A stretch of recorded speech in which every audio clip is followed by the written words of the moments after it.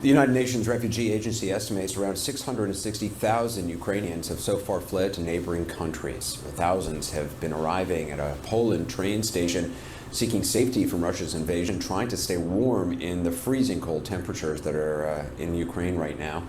Our CNN senior correspondent Sarah Sider joins me now live from the border of Ukraine and Poland. Sarah, you've been showing us really remarkable scenes of volunteers, people who have come out, Polish people, people from Germany, all around the region, to help these Ukrainians who are pouring over the border. It is an incredible show of support, of humanity, if you will, Anderson. I'll give you another quick look at this.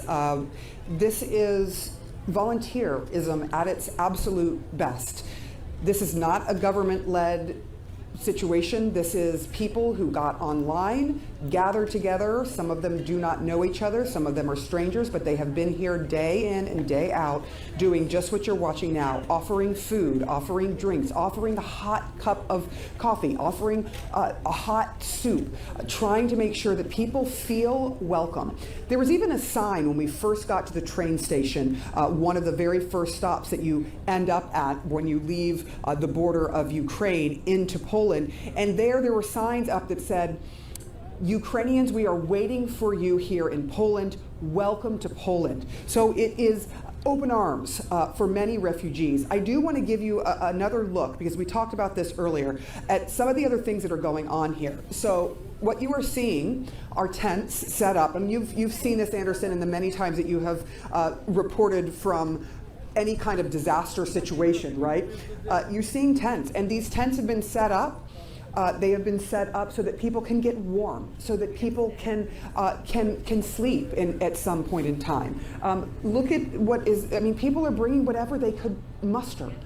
These are the meager belongings of folks who have left their entire lives behind, as we have seen so many times when war comes to a country, when refugees are created because some greedy despot wants to take something over. So we are seeing this over and over again, and here we are again, Anderson, in 2022, and war is being perpetrated on a people who did nothing to provoke it.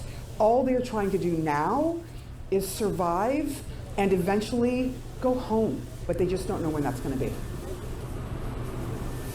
And there are so many, I mean, this is women and children who have had a long journey just to get to that spot. I mean, just getting out of Ukraine for women and children is extraordinarily difficult. It can take days and days and days.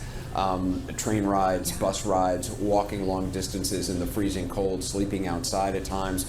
When we crossed over from the border from Poland, I think it was yesterday or 2 days, actually yesterday morning, I mean, there were hundreds of people waiting. There was a elderly man who we're told had died at the border checkpoint from making the journey. I don't know if it was a heart attack or exhaustion, but he was covered with a tarp.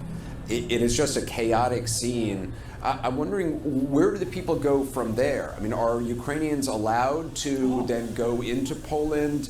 I know there was a bus to take people to Berlin from German volunteers. What happens to them from here? I'm glad you asked. Let me come over here and see if I can get you a picture. The buses, for the most part, have just left, but if you look just behind me, you'll see like a truck pulling up. People are literally coming from their homes. People in Poland are saying, hey, do you need a ride? Do you need a ride to Krakow? Do you need a ride here? Do you want to come to my home and stay with me? That's happening in this country. So yes, Ukrainians are being offered a place to stay in people's homes. And the government is saying, hey, you can come in. They aren't even at some points checking papers, and they're allowing now children on their own to be able to come out of Ukraine and into Poland. And you just talked about what you saw on the border, and we saw something very similar, which is heartbreaking. We saw a 15-year-old girl who says she had just crossed over from Ukraine by herself to meet her mother, who had come from, I think she had come from Belgium.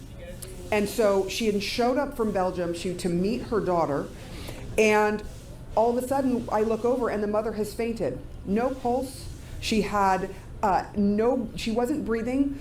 There were medics there from Israel who had shown up to volunteer from an organization that's similar to Doctors Without Borders called Rescuers Without Borders, and they were literally working on this woman on the freezing cold ground and trying to revive her.